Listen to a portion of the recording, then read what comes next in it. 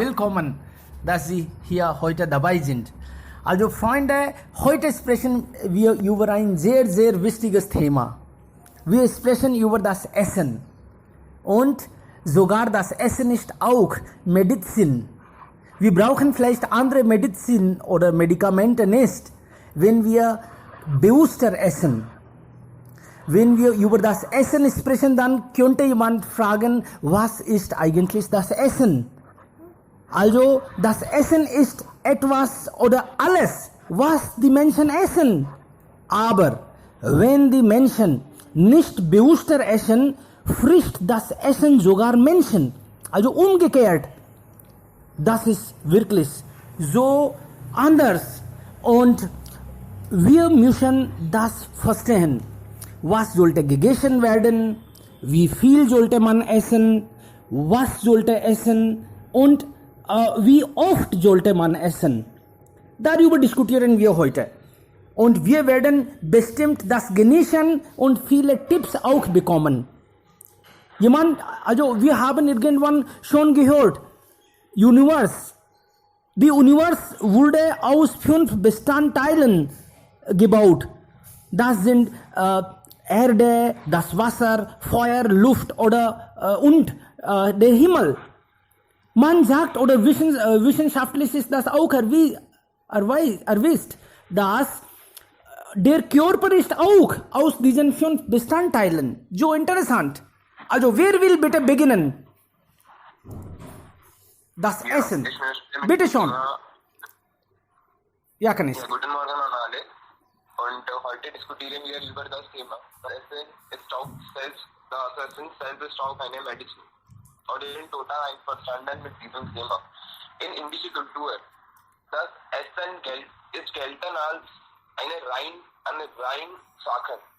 Ist auch eine Medizin, weil es so viele und so nützliche Ingredienten oder so nützliche Elemente enthält. Wann essen wir? Wir essen so viel und wir essen 3 oder 4 Mal in einer Tage, aber das kann nicht sein.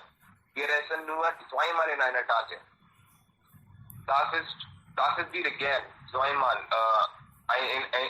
Einmal in einer Tage an der Nacht. Und also, Essen ist und indische Kultur. Wir trinken Milch, wir trinken wir vermeiden Non-Vegetarian Essen auch. So, das ist, und weil Non-Vegetarian Essen unsere Körper unterstützt Non-Vegetarian Essen nicht genug. Deswegen wir vermeiden Non-Vegetarian Essen auch. Also, so das möchte ich sagen. Ja. Alles klar. Also, meisten von uns, warum meisten? Alle essen etwas. Und sogar 2 Mal, 3 Mal, 4 Mal. Und viele Menschen essen ja ganzen Tag. Sie sagen, dass wir essen wenig, aber viel Mal. Aber trotzdem, wir sind nicht zufrieden. Wir träumen von etwas, aber dann bekommen wir das nicht Richtige. Also, Resultat ist ein bisschen anders. Etwas fehlt vielleicht. Wir haben vielleicht das nicht richtig verstanden. Es gibt auch Menschen heute, sie nehmen viele Medikamente, Tabletten. Man sollte morgens frühstücken, aber dann es gibt Menschen, die mit dem Frühstück auch Tabletten nehmen. Mit Mittagessen Tabletten, Abendessen dann noch Tabletten. Also diese Tabletten wurden leider auch Teil des Essens.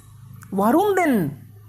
Und wenn wir krank sind, dann gehen wir einfach zum Arzt. Es gibt so viele Krankenhäuser und wir gehen einfach. Und das Interessante oder Komische ist, diese Ärzte sind auch nicht gesund.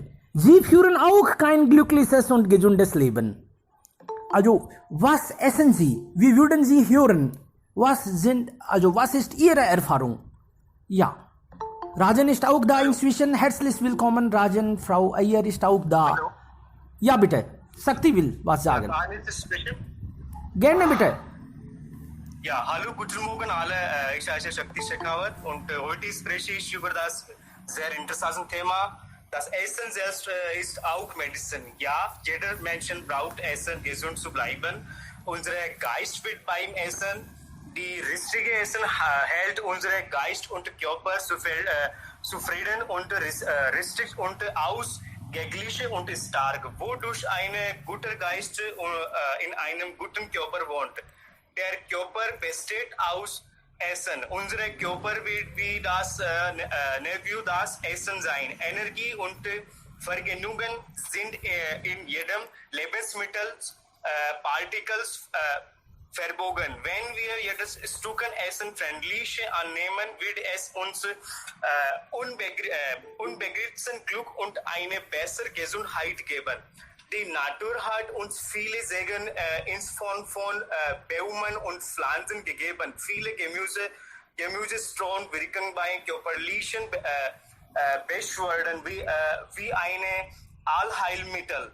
Bestimmte Arten von Ballaststoffen kommen nur in pflanzlichen Produkten vor. Es soll eine bestimmte Menge an Proteine, Fette, Vitaminen, Mineralen und so weiter für die Entwicklung unserer körperlichen vorhanden sein. Eine ausgewogene Ernährung mit all diesen Nährstoffen und im Lebensmittel macht uns gesund, kraftvoll und intelligent.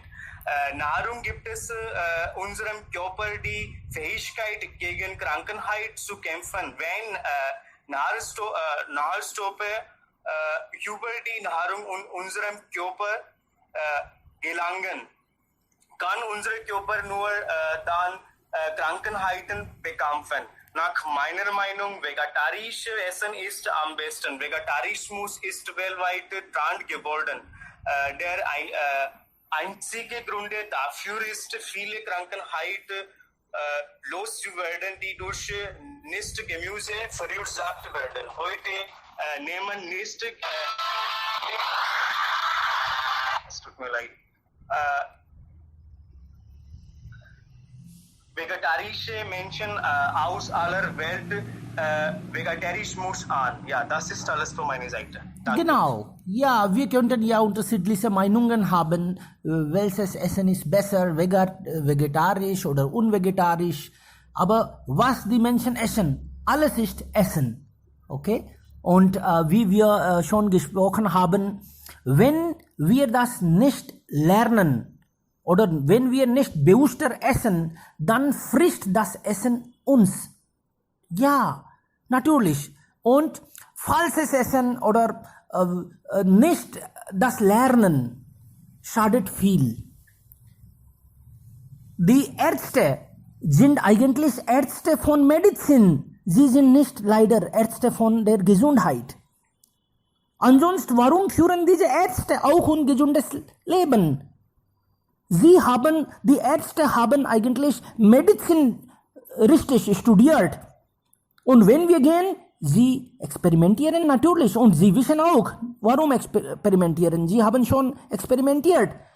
Wenn wir gehen, sie hören nicht zu. Sie sagen einfach, ja, Medizin 1, 2, 3, 4, das brauchen sie. Also 2-mal am Tag und sie haben das alles so ausgepackt und sagen einfach Bescheid. Und wir fühlen uns zufrieden. Aha, jetzt werde ich glücklich, jetzt werde ich wieder gesund. Aber warum müssen wir krank sein, wenn wir das vielleicht verstehen, wie das Essen, wie eigentlich der Körper funktioniert? Wenn wir das verstehen, dann können wir vielleicht gesundes Leben führen. Und wer kann uns das unterrichten? Wer kann uns beibringen? Vielleicht alle Menschen, die schon gesundes Leben führen. Und leider gibt es also maximal 20% oder noch weniger Menschen, die ein gesundes, glückliches Leben führen. Es gibt ja hunderte Gründe. Also wir werden heute auch diskutieren, wie wir unser Fitness halten, wie gesund wir leben. Bitte schon, ja, nächste Person. Also, Sie können Ihre Erfahrung. Man sagt, dass heute mehr als 70% Menschen haben Constipation. Das bedeutet, was sie essen, kommt nicht also unter. Richtigerweise. Das sollte auch vielleicht etwas fehlt. Ansonsten, was wir essen, das funktioniert nur, wenn wir Richtiges essen. Was ist richtig, das ist ja noch andere Geschichte. Wir bekommen auch Tipps vielleicht. Ja, wer ist dran? Suminder, Frau Ayer. Unser Körper ist eigentlich ein sehr, sehr schönes System. Das ist so einfach. Wenn wir gut essen und wenn wir verdauen können, dann schlafen wir gut und dann ist alles wunderbar. Ja, Kanishk, bitte. Man sollte in richtiger Weise essen. Wir essen so viel und so genug. Deswegen wir sind so schnell krank geworden. Und also, was isst man? Was man isst. Und essen sollte man nur zweimal essen in einer Tage. Das möchte ich sagen. Und um gesund zu bleiben, um richtigerweise gesund zu bleiben. Und also für eine fitte Körper zu bekommen. Zweimal ist okay. Und meine persönliche Erfahrung ist, ja, ich esse nicht so viel, nur zweimal in einer Tage. Und ja, das möchte ich einen Tipp geben. Es gibt Menschen, sie essen sogar 20 Rotis. 10 essen viele. Leider. Sie denken, dass wenn wir so viele Rotis essen, dann bekommen wir Energie. Dann können wir den ganzen Tag energisch, also alles richtig führen. Ja, es hängt von Person zu Person ab. Aber nach Dorf, man isst so viel. Und sie arbeiten auch so viel, physische Arbeit. Aber im Start gibt es keine mehr physical oder körperliche Tätigkeiten. Deswegen. Aber trotz, das bedeutet nicht, dass die Dörfer wissen nicht davon und die Städtler, sie wissen schon, das Ja, denkst du. wissen schon. Ja, sie müssen also hart arbeiten, dann sie essen vielleicht ein bisschen extra. Aber normalerweise ein durchschnittlicher Mensch isst minimal 5-mal, was man braucht. Wir alle, wir essen vielleicht 5-mal. Sie denken, nein, ich esse nur 5 Rotis und dann, das ist ja genug. Wir haben unsere Rechnungen. Wir denken, wir verrechnen etwas. Ja, so viel brauche ich mindestens. Und was ich brauche, ist auch richtig. Also leider essen wir zu viel und wir wissen auch nicht, also wann wir essen, wie oft sollten wir essen. Ich habe irgendwann mit einem Menschen getroffen, ich weiß nicht, dass alles so richtig ist, aber dann trotzdem, das hat mir sehr gut gefallen. Er hat mir gesagt, dass wir normalerweise trinke ich morgens Milch. Und dieser Mensch hat mir gesagt, das ist total falsch. Man darf nicht morgens Milch trinken. Ich war eigentlich überrascht, mein Gott, ganze Zeit von der Kindheit habe ich morgens Milch getrunken. Auch abends. Aber er sagte das, nein, wir sollten nicht Milch trinken morgens, das schadet. Und er sagte, dass Nasta ist nass. Das war auch für mich neu. Er sagte, also Frühstück brauchen wir gar nicht. So viele Tipps hat er auch gegeben. Also wie viel sollte man essen? Dann sagte er, nein, wir brauchen nur vielleicht 2-3 Rotis pro Tag. Und dann nur, was wir Originales bekommen, zum Beispiel Früchte oder Salate oder nur das, Blätter, das sollte man essen. Ja, ich konnte das noch nicht probiert, diese Weise das Leben zu führen, aber dann, das hat mir gefallen und ein bisschen habe ich ja schon verändert. Okay, Ihre Erfahrungen bitte. Ja, Suminder. Ja, ich führe ich würde mal sagen, dass nach meinem Baby war ich ein bisschen Übergewicht geworden und dann hatte ich diese Knieschmerzen und das konnte ich nicht dulden, weil das zu viel ist. Und dann habe ich also einige Entscheidungen getroffen, dass diese Weise geht nicht weiter in meinem Leben. So jetzt ist die richtige Zeit, dass ich soll die einige Änderungen einfach ins Leben bringen. Und dann habe ich, also es gibt ein App, Fitness, wie heißt es, MyFitnessPal. Und hier ist es, was wir essen, das alles sollten wir einfach hinzufügen und dann kann man das richtig bemerken, dass wie viele Carbs oder wie viele Eiweiß oder also alle wichtigen Nährstoffe wir in einem Tag konsumiert haben. Und es gibt auch ein richtiges Zahl dort, dass wie sollten wir das eigentlich annehmen und wie viel, also weniger oder mehr, wir haben das einfach gegessen haben. So durch diese Applikation habe ich das bemerkt, dass ich habe viel in dem Sinne also die richtigen Essgewohnheiten an meinem Leben auch versucht nachzuahmen. Und außerdem also habe ich auch einige Entscheidungen vor diesem Lockdown getroffen, dass ich muss jeden Tag auch für meine Flexibilität des Körpers machen. Und dann, also bis jetzt, heute ist es mir sehr, sehr gut gelungen und ich weiß nicht, was wird in der Zukunft sein, aber ich versuche jeden Tag mindestens für 25 Minuten bis 30 Minuten entweder Yoga oder ein aerobisches Training oder Cardio zu machen, damit ich gesund bleiben kann. Und jetzt habe ich mich auch das eingesehen. Jetzt habe ich keine Rückschmerzen, jetzt habe ich keine Nähschmerzen. Also ich fühle mich gesünder, habe ich auch viel abgenommen. Und das, denke ich, das soll man einfach die Fragen an sich stellen und also kritisch Gedanken machen, dass wie viel also gesundes essen wir oder ungesundes. Aber das heißt nicht, dass ich esse Pizzas, Burgers nicht, aber ja schon esse ich auch diese Sachen, aber nur 4 oder 5 Mal pro Monat, vielleicht 4 Mal pro Monat. So, dadurch also habe ich auch nicht, also fühle ich nicht an Mangel an etwas und jetzt glaube ich und habe ich auch mehr bemerkt, dass ich führe mein Leben also gesundlicherweise. Sehr gut, das ist ja wunderbar.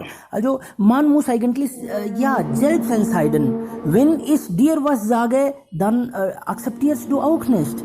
Man denkt, nein, ich suche jemanden, der vielleicht mich beibringen könnte. Aber dann meisten wissen gar nicht, wie und wie viel, was man essen sollte. Also vielleicht sollte man natürliches viel essen. Gemüse und Obst. Ich habe irgendwo gelesen, Gemüse und Obst sollte man 80% und 20% vielleicht Körner. Dann auch natürliches, saisonales, originales oder regionales. Das könnte vielleicht uns helfen.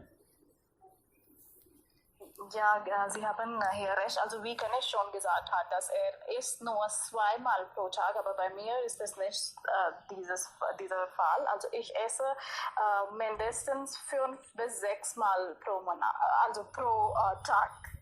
Aber das sozusagen Serving-Teil ist nicht so groß, wie es vorher war. Ich habe das ein bisschen vermindert und dann also esse ich. Dieser Teil ist nicht so groß, wie es vorher war. Und auch das Wasser spielt das wichtigste Rolle.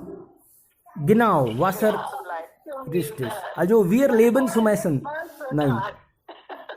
Nein. Das dauert eine Weile, ne? Ich mache auch so, dass ich sozusagen sitze und esse 3 Mal gar nicht. sitze und esse vielleicht ein oder zweimal zum Mittag und zum Mittag meistens. Ansonsten ist es, ich fresse sozusagen. Ich esse immer, was ich will und was ich essen will. Und das esse ich begrenzt esse ich auch. Aber Essen ist wie man in Tamil haben wir ein Sprichwort, das zu viel Amrit, was wir Nektar, ja, ne? Amrit wissen Jet. alle. Zu viel von Amrit auch ist giftig. So, alle sollte in einer begrenzte Menge sein und dann ist es gut für jeder. So, das ist meine erste Motto sozusagen. Und dann essen Sie, was für jeder passt. So, was Sie wollen, sollte man essen. Ansonsten, warum leben wir? Oder das ist mein Leben. Essen ist mein Leben und Leben ist auch Essen. Ich koche gern, also ich esse auch sehr gern, was ich koche. In Ayurveda, das ist unser indischen Arztsystem oder Heilungssystem, die Essen ist ein großen Teil von Heilkraft. So, das ist von Jahrhunderten beweist. Das Essen ist ein Heilungskraft auch. Also das ist, vielen Dank. Ja, bitteschön. Ja, natürlich, wir essen und wir sollten auch essen. Deshalb haben wir einen Mund bekommen vielleicht. Aber ich würde auch etwas hinzufügen.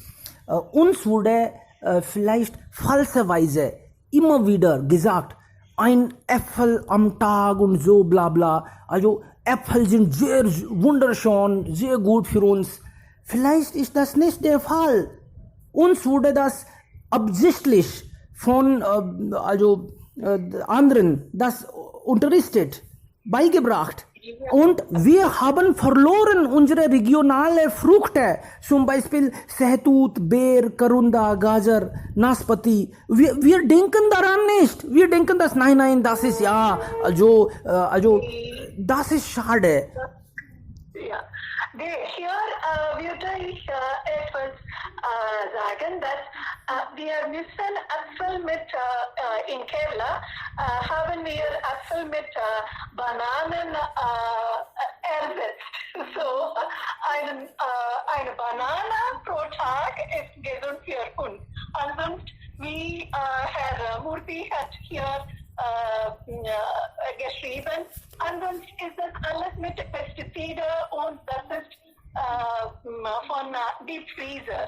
So, wir müssen das in diesem Sinne verstehen und dann für unseren Wetter und unseren Umgebung das ersetzen und dann müssen wir in diesem Sinn, was ist gemeint daraus, müssen wir verstehen und dann müssen wir das folgen. Blinde Folgen ist nicht gut. Ja, Sie haben... Kamla, du hast, okay. Nein, Suminder, du, nach dir. Nein, ich wollte nur das sagen, dass Studenten sind auch glücklicher als uns, in dem Sinne, dass ihnen ist das Kokosnusswasser ist so leicht vorhanden und das ist nicht bei uns. Und also dort ist das Regionales, so das soll einfach von hoher Qualität sein. Und das ist auch eine gute Vorteile, einfach in Südindien zu leben. Aber Suminder, das ist vielleicht nicht eigentlich so. Also, wir haben hier Wassermelone.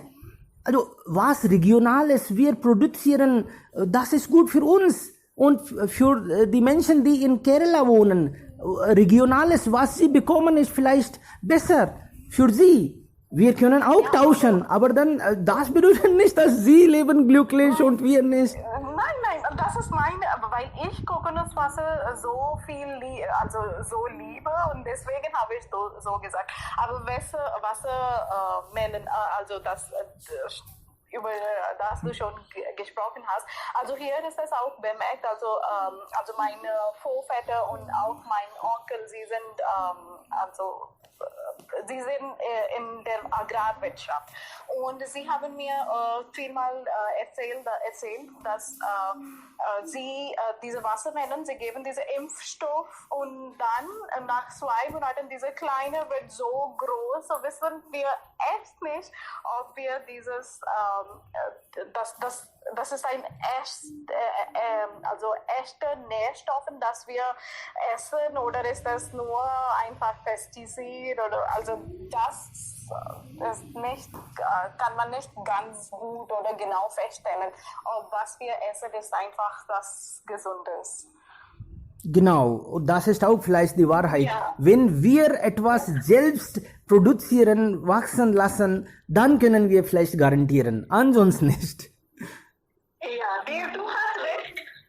Bei uns in Kerala ist Wassermelon exotische Frucht. So, für sie ist Kokosnusswasser etwas Exotisches. Also regionale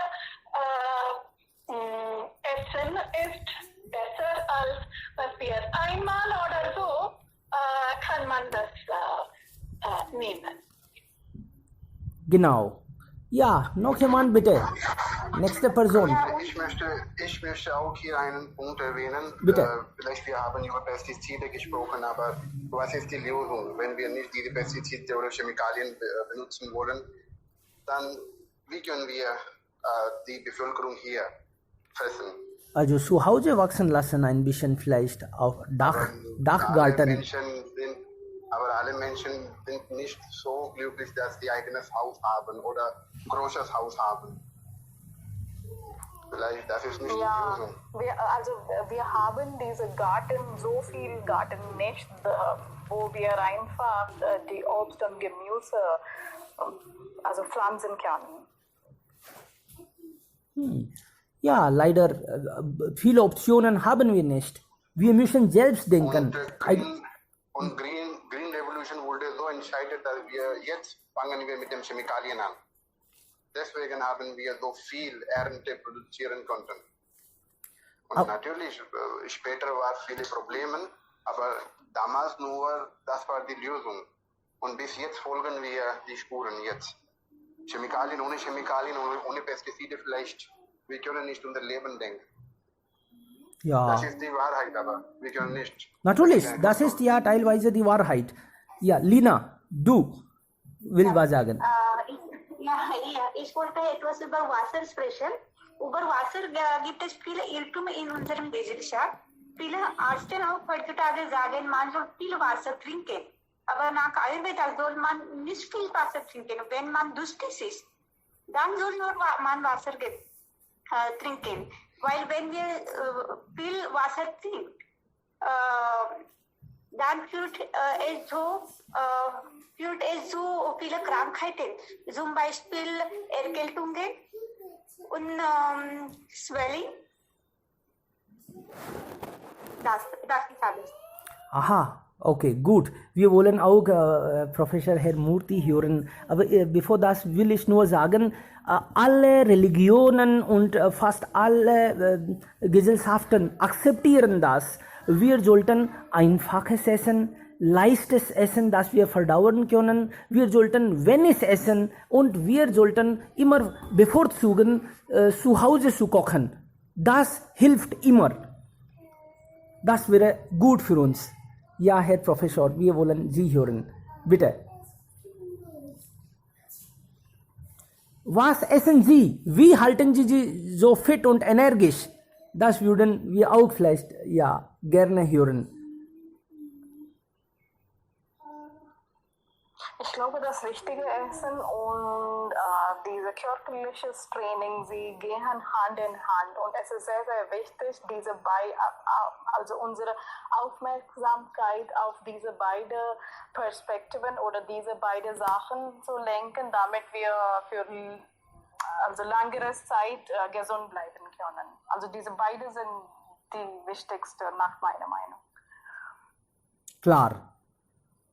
Und wir haben auch diese, wie soll man essen? Wie sagt man? Für Frühstück soll man wie ein König essen und zum Nachmittag wie ein Bürger und abends soll man wie ein Bettler essen. So gibt es diese Menge Empfehlungen auch. So, das hilft uns bei besserer Verständnis. So, dass auch diese Sprichwörter hilft uns beim Verständnis, wie soll man beim Essverhältnis halten. Aber bei uns sagen manche, dass Frühstück gar nicht wichtig ist. Sogar schadet das. Dafür halte ich diese Menschen von dieser Perspektive gar nicht richtig. Also Frühstück, wie Kamla schon gesagt hat, und auch wie Rajan, das ist das wichtigste Teil des Essens, also das Essen des Tages. Ja, wer sagt, that unsere Vorfahren haben Frühstück nicht gegessen. Die haben direkt die Mahlzeiten zum Beispiel 11 Uhr. Um 11 Uhr haben sie gegessen und das war wie Brunch. Okay. Ja,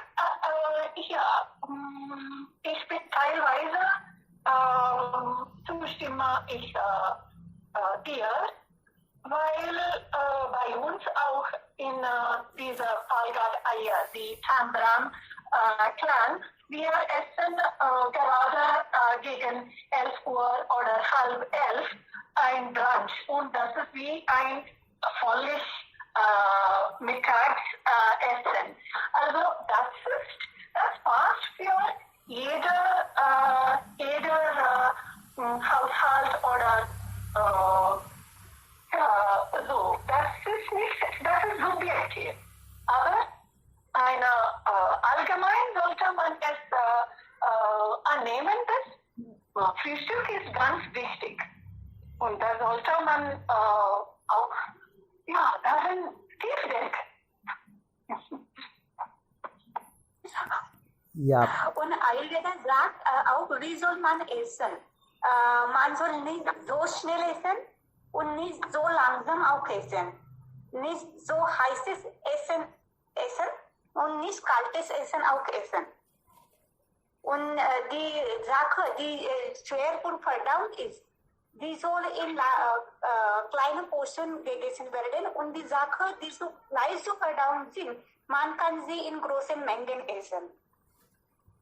Genau. Das sagt Ayurveda. Ja, und inzwischen sollte man auch nicht viel Wasser trinken. Das sagt Ayurveda auch. Genau, richtig. Das ist ja interessant. Wir sind glücklich, dass wir ein bisschen schon gelernt haben und folgen demgemäß. Ja. Und auch viele dieser Diät-Spezialisten, also sie sagen auch, dass wir sollten einfach das erste Essen haben mit dem Sonnenaufgang und das letzte mit dem Sonnenuntergang. So das heißt, dass also Frühstück ist sehr, sehr wichtig. Genau, und nach 7 oder 8 Uhr sollte man abends nicht mehr essen. 7 ist ist das die. oft gesagt, wenn man also gesund bleiben will.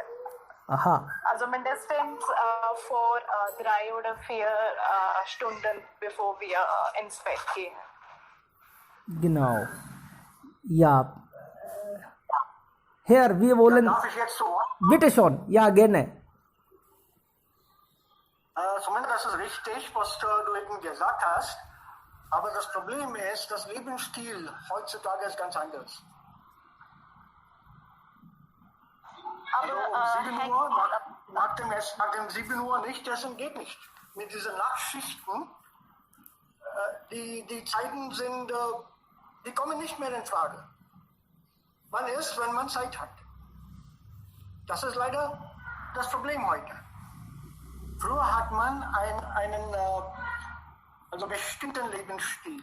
Um so und so viel Uhr aufstehen, um so und so viel, also diese Uhr ins Bett gehen und so weiter und so weiter. Aber jetzt Nachtschicht. Und auch die Sache mit dem Pestizid. Also das ist ganz anders jetzt. Eine Verallgemeinerung auf diese Weise ist ganz schwer. Und auch mit Ayurveda und die anderen Sachen, obwohl ich gerne an diese Sachen glaube, geht nicht mehr. Einfach. Also das muss man irgendwie, mit den Zeiten muss man dann anpassen. Sonst gibt es keine Alternative. Und man muss eine Art wie sagt man dieses Wort? Immunität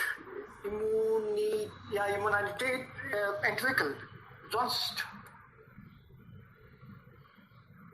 welche Lösung gibt es hier? Gibt es hier eine Lösung gegen den Pestizid? Nein. Wir müssen damit leben. Das ist auch wie mit Covid. Mit diesem Virus jetzt. Also wir können diese Covid-19 nicht loswerden. Das bleibt mit uns. Nicht nur bei uns, aber mit uns.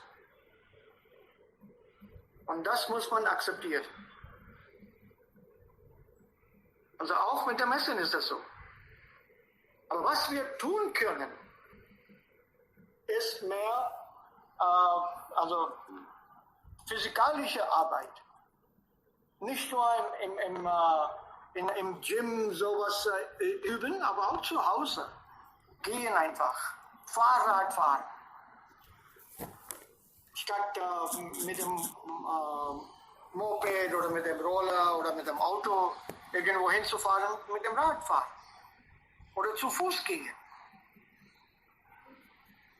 Das ist viel, viel gesünder, würde ich meinen. Aber dagegen gibt es wieder Argumente. Die Umweltverschmutzung. Und wenn man zu Fuß geht oder Rad fährt, die Umweltverschmutzung ist so schwer, vor allem in Delhi und Mumbai und auch in Hyderabad. Man atmet gar nicht reine Luft. Die Luft ist ganz unrein dann. Also, weitere Argumente dagegen?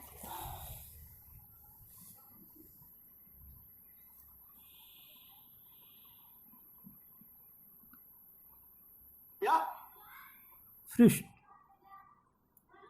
Also glauben Sie auch an richtiges Frühstück? Ja, ich muss frühstücken. Ich leide an Zuckerkrankheit, Mensch. Ohne Essen geht es bei mir nicht. Aha, schade. Ohne etwas zu essen geht es nicht. Also wer an Diabetes oder Zuckerkrankheit leidet, muss inzwischen was essen. Also alle 4 oder 5 Stunden muss ich etwas essen. Das ist ein Muss für solche Kranken oder für diese Krankheit vor allem.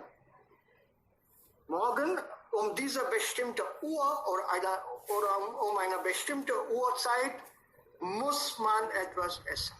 Und das mache ich seit 3 Monaten. Ganz regelmäßig und ich bin sehr, sehr froh, dass alles habe ich unter meiner Kontrolle jetzt. Alles. Würden Sie, Sonst? ja, bitte. Ja? Ja, bitte, weiter. Bitte, bitte. Ja, ich wollte nur fragen, also haben Sie auch irgendwann was bemerkt, dass Lebensstil war nicht so gut und Sie haben welche Fehler begangen und jetzt wollen Sie vielleicht uns Ratschläge geben? Also aus Erfahrungen. Es gibt keine Ratschläge. den Seiten weitergehen. Das ist alles. Also aufpassen und mit den Seiten weitergehen. Ich habe sehr, sehr gerne auf der Straße Golgappas gegessen. Ich würde das nie heute machen. Wasser habe ich auf der Straße getrunken. In Delhi, als ich im College war. Ohne darüber nachzudenken. Aber jetzt, ich nehme immer eine Flasche Wasser mit.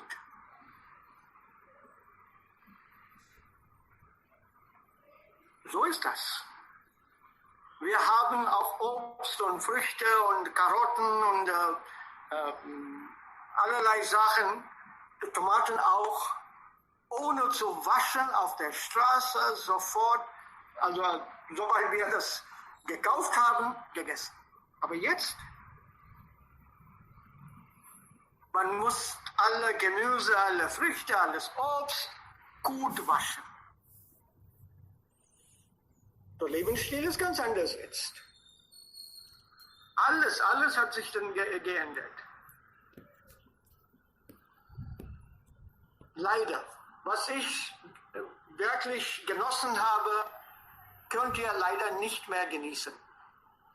Und das tut mir sehr, sehr leid. Ich hatte eine wunderschöne Kindheit gehabt. Also alles essen. Aber jetzt, ich würde sagen, bitte aufpassen. Genau. Bevor man was isst, bitte aufpassen. Vielleicht ist das Wasser nicht sauber, vielleicht sind die Früchte nicht gut oder das Obst ist nicht gewaschen. Bitte ganz aufmerksam vorgehen. Eis auf der Straße haben wir gegessen. Wir haben nie darüber gewundert, also ist das Wasser rein oder ist die Milch okay? Eis auf der Straße, das war etwa 6 Paisa oder 7 Paisa hat das gekostet. Mein Taschengeld war 1 Rupie. Aber das war vor vielen, vielen Jahren. 1 Rupie Taschengeld. Ich habe das 3-mal in der Woche bekommen. 3 Rupien pro Woche. Eine Tasse Kaffee an der Uni, 27 Paisa. Ein Hamburger, 33 Paisa.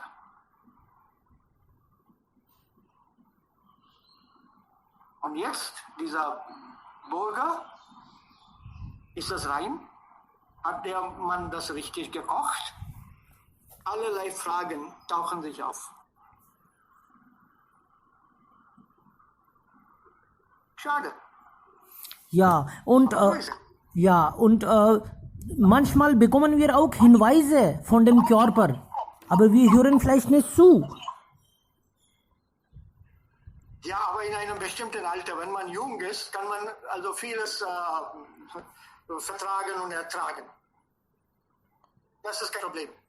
Ja, aber als Jung auch zum Beispiel, wenn ich schon 3 Rotis gegessen habe, bekomme ich, habe ich das Gefühl, jetzt genug. Aber trotzdem, vielleicht das 4. Moment, geht. 3 Rotis jetzt oder früher? Jetzt. Also jetzt, ich bleibe bei 2. Ja. Aber ich habe einen Hostel-Rekord hier, Men's Hostel-Rekord hier in Hyderabad. Ja, wolltet ihr das mal hören?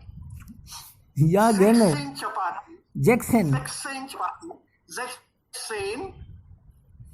Das war eine Wette, eigentlich mit einem Freund. Aha. 16 Chapatis und dann habe ich auch Reis bestellt. Aha. Mein Freund hat aufgegeben. Sehr gut. Ja, damals. Aber damals, das war damals. Aber ich habe auch dann viel gespielt. Ich spiele gern Federball, aber jetzt nicht mehr. Ich spielte gern Federball und Cricket. Auch vor meiner Universität habe ich das gespielt. Auch in England, als ich hier in England war, habe ich dann Cricket dort gespielt für einen Club. Also, Ja. Auch als Spieler habe ich dann diese Zuckerkrankheit bekommen. Und dann sage ich mir, Wasim Akram leidet auch an Zuckerkrankheit. Also ich bin der Zweite in der Welt. Nach Wasim Akram, JVD Murthy. Gut, das ist ein Trost. Ja. Trost, genau. Und bis 25 ist vielleicht das okay. Bis 40 ist okay. 40 ist okay. Okay. Ja. Dann habe ich noch Zeit. Ja, ihr habt alle Zeit. Alles klar. Nach 40 aufpassen, nach 45 oder 60, also ganz genau alles wiegen und essen. Also das kann man wortwörtlich nehmen. Alles klar. Okay, Rajan, hast du heute nicht gesprochen?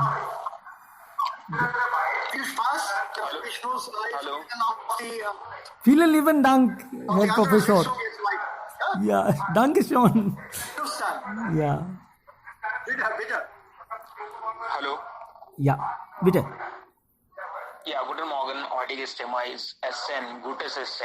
Und wir alle wissen schon, dass mit gutem Essen bleiben wir gesund. Und wir wissen und nachahmen diese Technik auch Frühstück mit einem gesunden Frühstück in dem Tag starten. Und warum essen wir? Das ist die Frage, weil unsere Gesundheit und unser Körper braucht Kohlenhydrate und Vitamin, Mineralstoffe. Das ist sehr wichtig und Essen unterstützt das Immunsystem. Das ist sehr wichtig. Und was ist der Unterschied zwischen Tieren und Menschen?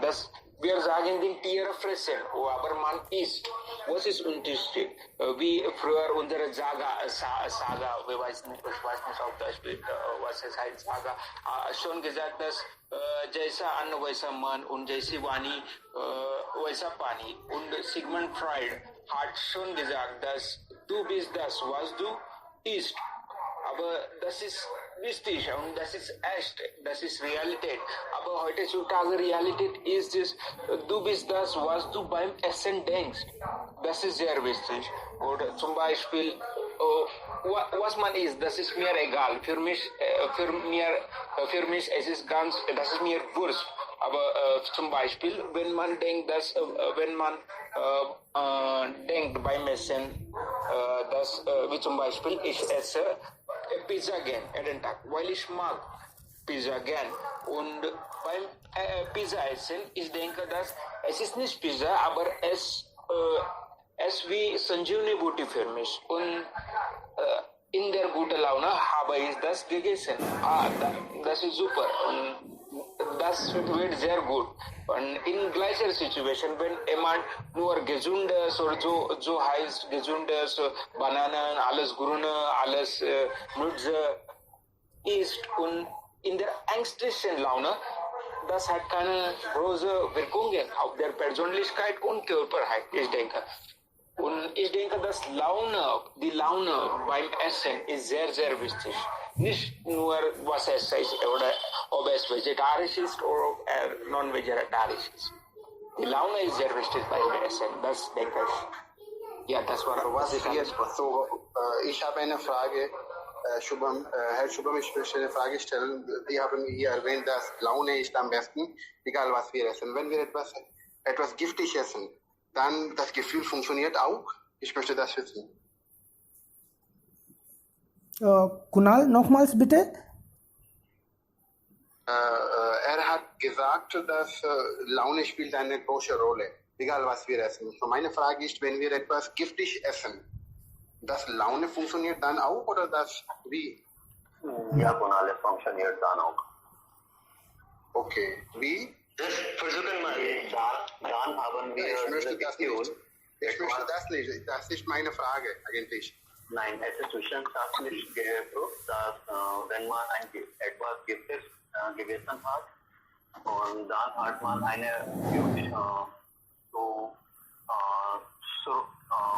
alles zu werfen oder dann es ist unser Körperreaktion, dann haben wir dann Bauchweh oder fühlen wir sich wie ein zu kotzen.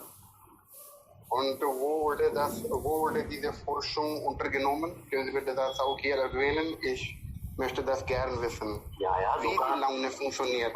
Warum haben wir Bauchbewegung? Ja, deswegen möchte ich wissen, wenn wir etwas essen, giftig essen und mit einer guten Laune, ich glaube, die sind ganz anders. Laune hat nichts zu tun. Zum Beispiel, wenn wir etwas giftig essen, natürlich werden wir krank.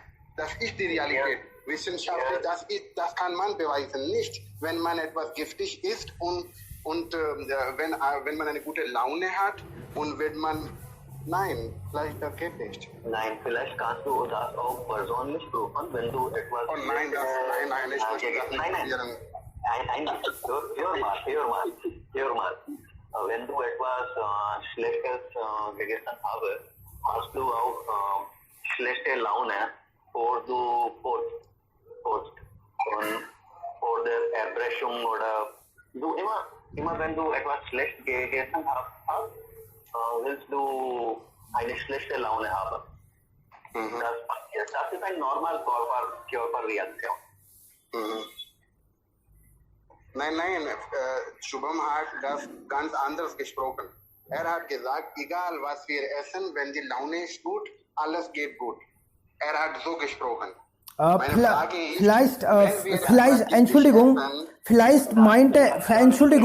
Vielleicht meinte er, dass Laune spielt auch. Also nicht nur Laune, aber Laune spielt auch ein bisschen Rolle. Zum Beispiel, Sie laden mich ein und herzlich esse ich, aber dann wenn ich nicht eingeladen bin, ich habe nicht das Gefühl, dass ich essen sollte. Das könnte auch sein. Genau, und das passiert auch mit Lachtherapie. In Lachtherapie und Yoga-Therapie haben wir diese gleiche Meinungen, dass unser Körper kann selbst besser erholen, wenn wir eine gute Laune haben. Das passiert. Aber ja, ich stimme dir zu, dass es passiert nicht nur mit Laune. Natürlich nicht. Aber wenn wir jemanden heimlich vergiften und der Mann, der das Essen isst und er hat schon eine gute Laune und er denkt, oh mein Gott, er ist mein guter Freund, er hat mich zu Hause eingeladen, aber der Mann heimlich das Essen vergiftet und wie funktioniert dann? Okay, genau, hier würde ich etwas sagen, ich muss das sagen. Es ist umgekehrt. Zum Beispiel, das beste Essen ist von der Mutter gekocht. Also die Mutter mit diesen Zutaten ist es möglich. Bitte nur sich vorstellen. Die Mutter kocht immer mit allen Zutaten und Liebe. Also, ja, ich habe das schon verstanden. Laune hat eine gute Rolle, aber meine Frage ist, wenn man etwas giftig isst, funktioniert, hat auch die Laune eine Rolle oder nicht? Natürlich nicht. Umgekehrt hat es eine Rolle. Wenn etwas gut ist und mit schlechter Laune das Essen ist nicht vergiftet. Wenn das Essen ist nicht vergiftet, dann funktioniert die Laune. Kommt nicht. Ja. Es ist umgekehrt. Wenn etwas ist mit schlechter Laune gekocht und mit schlechter Laune gegessen, dann Amrit auch ist vergiftet. Umgekehrt ist das richtig, aber Gift mit guter Laune, nein, das kann man nicht überleben. Und man sagt auch, dass was wir essen, das hat nichts zu tun mit Energie oder sowas. Oder nicht so viel zu tun. Wir essen, weil wir das für den Körper brauchen. Aber richtiges Energie bekommen wir nicht von dem Essen vielleicht, von anderen Quellen. Bitte fragen Sie mich nicht die Forschung oder so, bitte fragen Sie nicht. Also da sage ich einfach. Ja, bitte. Detail. Nach meiner Meinung, ja, das Essen und Medizin, beide sind chemische Verbindung und ja, Essen ist natürlich chemische Verbindung, dagegen Medizin sind ja unnatürlich chemische Verbindung. Aber dann, wenn wir diese Essen oder Medizin nehmen ein, dann unser Körper wird ja beeinflusst. Meistens verhaltliche, aber manchmal auch nachhaltig auch.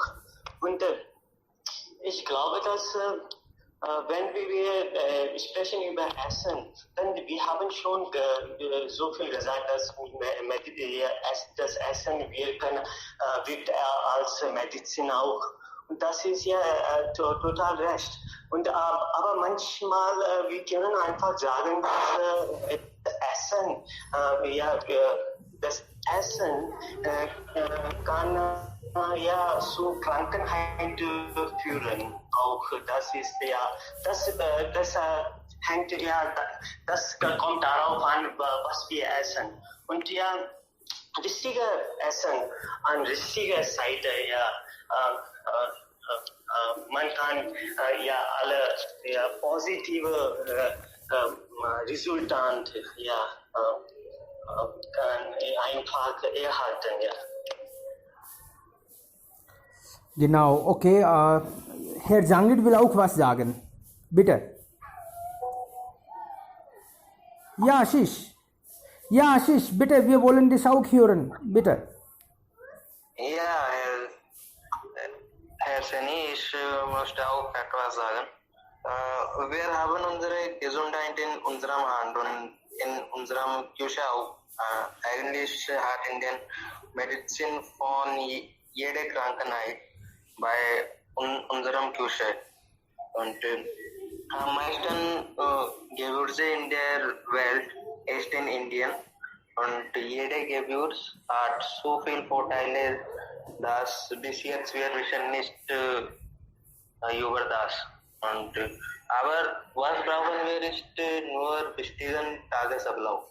Im Morgen Zitronenwasser und wichtige Frühstück ist sehr wichtig und halbe oder 1 Stunde Yoga machen oder jede Jugend. Und, aber wir wissen, dass Feinzucker ist für unsere Gesundheit am schlechtesten. Weil aber in Indien doch haben wir so viel Tee jeden Tag. Und jeder Indian trinkt Tee am meisten. Und, aber doch haben wir so Zucker in unserem Körper. Aber unsere Immunität ist sehr stark in der Welt, weil wir haben sehr Gewürz und wir essen jede Gewürz jeden Tag. Und das macht unsere Immunität sehr stark als andere Menschen in der Welt. Und ein Bericht sagt in Indien, 70% Leute hat Corona und sie wird gesund und sie wissen nicht das. Aufgrund ist unser Immunsystem und unser Immunsystem ist sehr stark als andere Menschen in der Welt. Ja, Genau, also ja, sehr gut. Vielen lieben Dank. Also das bedeutet, wir müssen nicht anderen blind folgen. Wir müssen unsere regionales und das natürliches Essen. Wir haben so viele Gewürze, so viele Gemüse, Obst, aber sie müssen wir auch essen. Ja, und ohne Pestizide möglichst. Ja. Unsere traditionelle der Welt, weil jeder Mensch heutzutage machen Namaste und jeder hat distant von einander. Okay, Sie meinen unsere Kultur. Also wenn wir die Kultur folgen, dann hilft das auch, natürlich. Aber egal welcher Religion oder Ort, aber es ist ja wissenschaftlich auch bewiesen. Wir sollten einfach essen, wir sollten wenig essen und wir sollten immer versuchen, zu Hause zu kochen. Wenig. Und wichtige Tagesablauf auch. Natürlich, also richtig systematisch das Leben führen mit Limit und wenn möglich. Menschen schlafen 3 oder 4 Uhr in der Nacht. Ja, das ist ja schade. Wir müssen sowas vielleicht, wenn möglich wäre, nicht folgen. Vielen lieben Dank, Freunde. Das war ein wunderbares Gespräch. Und es freut mich wirklich sehr, wenn ich jeden Tag so viele Menschen treffe, höre und manchmal Professoren kommen auch, sie machen mit. Das ist wirklich wunderbar. Und noch eine Information bitte. Das Link, mir wurde gesagt, dass das gleiche Link kann auch jeden Tag funktionieren. Warum teile ich jeden Tag? Also, ja, das leider, ich wusste das nicht und jetzt habe ich überrascht. Also, ja, funktioniert es leichter. Ja, also ich muss... An diesem Tag 101 Century, ne? Ja. Ja. Das ist toll, das können wir feiern. Ja, deshalb habe ich ja... Ich gratuliere dir. Ich gratuliere uns. Das ist wirklich toll.